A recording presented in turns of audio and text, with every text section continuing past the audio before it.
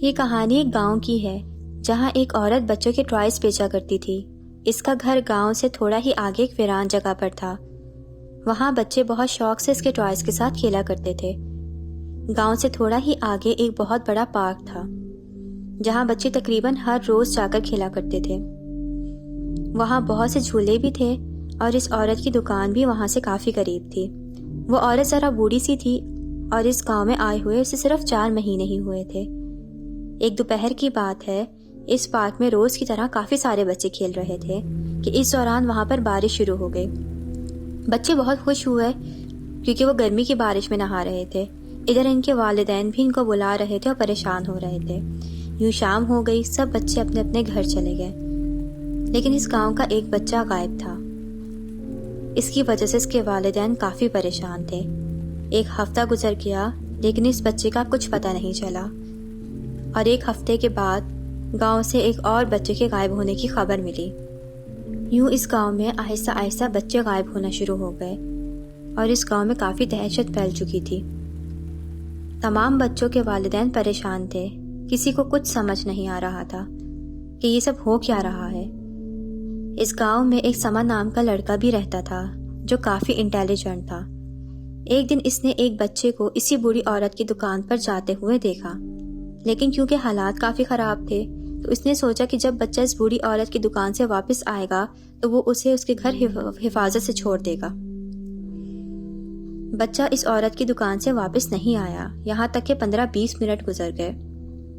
سمر خود اس عورت کی دکان پر جا پہنچا اور پوچھنے پر اس عورت نے کہا کہ کوئی بچہ اسی دکان پر نہیں آیا۔ سمر سمجھ گیا کہ یہاں کچھ تو گڑبڑ ہے۔ اسے تمام گاؤں والوں کو یہ واقعہ بتایا اور اس بچے کے والدین کو بھی آگاہ کیا۔ گاؤں کے لوگ اس عورت کی دکان پر گئے اور بچوں کا پوچھا، جس پر اس نے کہا کہ وہ اس بارے میں کچھ نہیں جانتی ہے، اور وہ بوڑھی عورت پہلے سے جوان بھی دکھ رہی تھی۔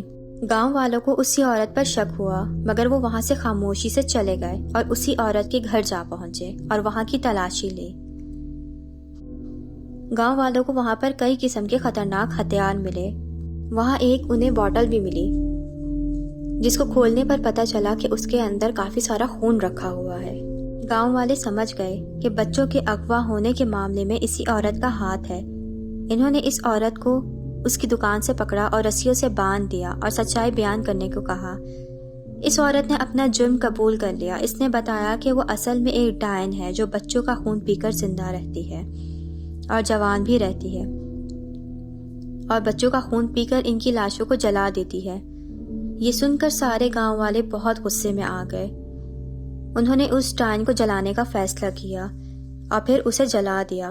اس ڈائن نے جلتے ہوئے کہا کہ وہ سب سے انتقام ضرور لے گی۔ جو بھی رات کے وقت شیشے کے سامنے کھڑے ہو کر اسے بلائے گا تو وہ آ جائے گی، اور ایسا حقیقت میں ہوتا ہے۔ گاؤں والوں نے اس ڈائن کا نام بلڈی میری رکھ دیا۔ آج بھی جب کوئی رات 3 بجے باتھ روم میں جا کر ہاتھ میں کینڈل لے کر 3 دفعہ اسے پکارتا ہے تو وہ حقیقت میں آ جاتی ہے اور اپنے ساتھ شیشے میں قید کر لیتی ہے۔ بہت سارے لوگوں نے اپنے ساتھ ہونے والے واقعات کا ذکر کیا ہے، اور بہت سارے لوگ اپنی جان گنوا بیٹھے ہیں کیونکہ وہ حقیقت میں ایگزسٹ کرتی ہے۔ میں آپ سب سے یہی کہوں گی کہ ایکسپیرینس کبھی نہ کرنا۔ ملتے ہیں اگلی کہانی میں۔ دوستوں، اگر آپ کو میری سٹوریز پسند آتی ہوں تو کمنٹ سیکشن میں ضرور بتایا کریں۔ میں آپ کے سارے کمنٹس پڑھتی ہوں، اور اگر آپ کے ساتھ کوئی ڈراؤنا واقعہ پیش آیا ہے تو میرے ساتھ ضرور شیئر کریں۔ شکریہ۔